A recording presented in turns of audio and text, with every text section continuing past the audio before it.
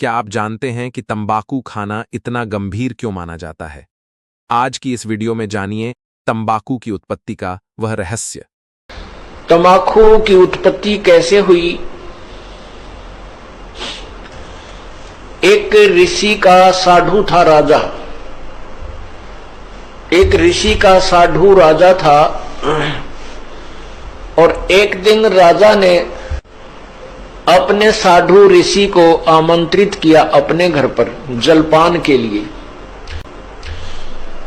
तो राजा ऋषि ने बहुत मना किया अपनी पत्नी को कि राजाओं का और ऋषियों का कोई मेल नहीं होता, राजा बड़े अभिमानी होते हैं, ये कोई हमारे सिर में दर्द करेंगे। लेकिन वो ऋषि पत्नी नहीं मानी, कहने लगे मेरी बहन कब कब मुझे बुलावे, आप तो नाक चढ़ाया करो, कोई भी काम हो जा। अर्थात ऋषि जी को विवश कर दिया राजा के घर जाने के लिए। अब राजा के घर गए तो राजा ने अपनी जो महिमा बना दिखाने के लिए और ऋषि पत्नी को प्रभावित करने के लिए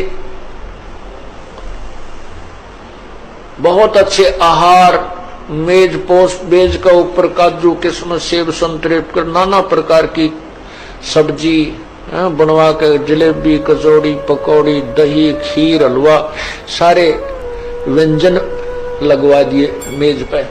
अब आहार किया ऋषि जी ने भी, ऋषि पत्नी ने भी, सब ने मिलकर आहार किया।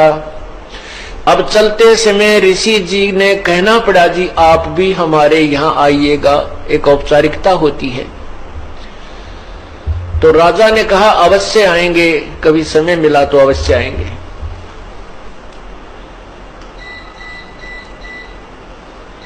एक दिन वो समय मिल गया, राजा ने संदेशा भिजवा दिया कि हम आ रहे हैं।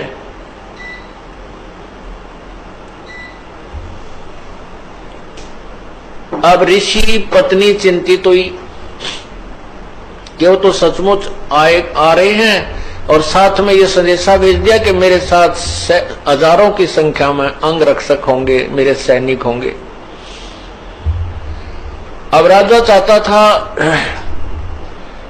कि ऋषि को नीचा दिखाना, ये एक बूंदी बीमारी है साधु, ये दिखाना चाहता था कि मैंने ऐसे ऐसे आहार कराए हैं और ये ऋषि जी कुछ नहीं करा पाएगा, इसकी मिट्टी पलीत होगी। और परमात्मा कहते हैं कबीरा सब जग निर्धना, धनवंता ना कोई, धनवंता सो जानियो जप राम नाम धन होए। अब ऋषि जी के पास अपने तप की कमाई थी, अपनी साधना भजन की कमाई थी। ऋषि जी ने स्वर्ग से कामधेनु गाय वो उधारी ले ली कुछ समय के लिए और उसको अलग से एक टेंट में रखा हुआ था। उधर से राजा अपने हजारों सैनिकों को साथ लेकर पहुंच गया और ऋषि से कहा कि भोजन की तैयारी करवाओ। ऋषि जी ने कहा जी भोजन तैयार है, आप खाना खाइए। अब वहां लगी लाइन और साथ के साथ थाली आ रही है, सबको परोसी जा रही है। ऋषि जी ने अपने एक सेवक को उस गाय वाले टेंट के सामने बैठा दिया, वो उठा कर थाली बाहर रखता रहा।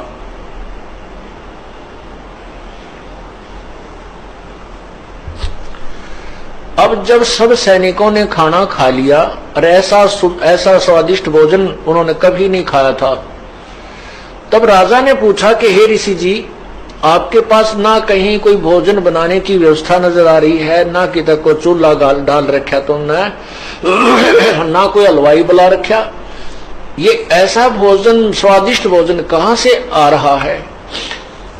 तब राजा ने बताया कि मेरे पास एक कामधेनु गाय है और उसमें यह शक्ति होती है कि वो चाहे पूरी पृथ्वी जीव जा भोजन खा ले, पूरी पृथ्वी के प्राणी, तो भी उसका अंत नहीं आता है। तो राजा के और उस टेंट में जो भी कोई वस्तु मांगते थे, इतनी थाली हलवे की, इतनी थाली खीर की, इतनी थाली दाल की, इतनी सब्जी की, तोरी की सब्जी, घिया की सब्जी, सब प्रकार की, काजू किस्म, सेब, संतरे, दही, बड़े, यानी जो भी वहां उस आवश्यकता थी उस भंडारे में सभी उपलब्ध उस कामधेनु ने करवा दी। ऋषि जी के पैसे यानी पुण्य की कमाई स्वर्ग में जमा हो गई, उसके प्रतिफल में उसको वहां सब वस्तु प्राप्त हो गई। जमीन अब साधु की यारी दोस्ती इतनी होती है, अब राजा की नीत में खोट आ गया, नीयत में खोट आ गया। उसने सोचा यू कंगाल क्या करेगा, इस गाय का मैं ले चलता हूं, बहुत ज्यादा सेना है मेरे पास और ये गाय सभी आहार करा दिया करेगी। कहने लगा ऋषि जी ये गाय मुझे दे दे, आप क्या करोगे इसकी? ऋषि जी ने कहा ये गाय मेरी नहीं है, मैं उधारी लाया हूं, मैं आपको नहीं दे सकता। तो राजा बोला सैनिकों से कि सैनिकों इस गाय को छीन लो। अब ऋषि सोचता है गाचा नालायक ये तो जबरदस्ती कर रहा है मेरे साथ। तब उस ऋषि ने कहा हे गौ माता आप अपने स्वदेश लौट जाइए, मैं विवश हूं। इतना कहते ही वो टेंट के ऊपरले हिस्से को पाड़ती हुई और गाय आकाश की तरफ, स्वर्गलोक की तरफ चल पड़ी। राजा ने गाय को कंडम करके नीचे डालने के लिए तीर मारा, पैर में तीर लगा और कहते हैं वो गाय का खून रक्त इन पर गिरा और गाय चली गई। तो जहां जहां वो खून गाय का गिरा वहीं पर कहते हैं तम्बाकू की उत्पत्ति हुई। अब हिंदू लोग एक तरफ तो माता को इतना प्रिय मानते हैं, गाय को अपना मां के तुल आदर देते हैं और फिर मां के खून को पी रहे हैं। क्या बताते हैं, खो नाम खू का तमा नाम गाय, 100 बार सौगंध इसको ना खाए। तमा नाम खू का, खू नाम खून का और तमा नाम गाय, सौगंध 100 बार इसको ना खाए। तम्बाकू खून, खू का अर्थन खून, खून, तमाकू खून और तमा फारसी का शब्द है, तमा माने गाय होती है। तमाकू यानी गाय का खून, खू नाम खू का तमा नाम गाय, सौगंध 100 बार इसको ना खाए ना पीवे। कहते हैं आप एक तरफ तो गाय को इतना प्रिय मानते हो, आदरणीय मानते हो और फिर गाय के खून से उत्पन्न इस तम्बाकू को पीते हो। जितने भी महापुरुष हुए उन्होंने सब विकारों को छुड़वाया है। अब सिख समाज में तम्बाकू कोई प्रयोग नहीं करता, अभी तक भी उन्होंने इस मर्यादा का पालन किया है। लेकिन और सारी बुराई शुरू कर दी, मांस खाव दारू पीने लग गए। देखो बुराई तो सारी त्यागे पार पड़ेंगी। ऐसे ही मुसलमान धर्म के अंदर शराब नहीं छूते अभी भी और बाकी मांस खाव और हुक्का पीवे।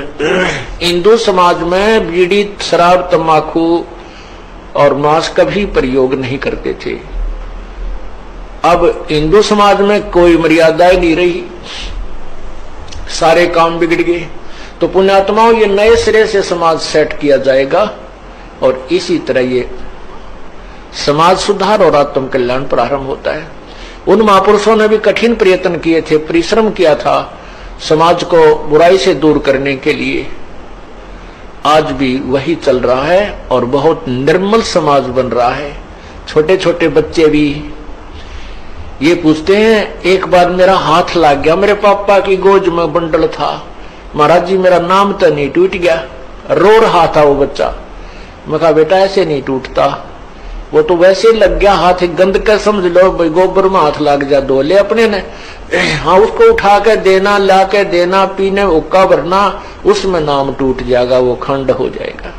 तो पुण्यात्माओं, जो छोटी सी उम्र में इन बच्चों को ऐसा भाव बन गया कि ये इतनी बुराई है कि इसको हाथ लागने से भी हमारा धार्मिक कर्म बिगड़ जाएगा, तो आने वाली इनकी संतान तो कति देवता पैदा होंगी। ये समाज भी सुधर रहा है और जीव कल्याण का मार्ग भी प्रशस्त हो रहा है।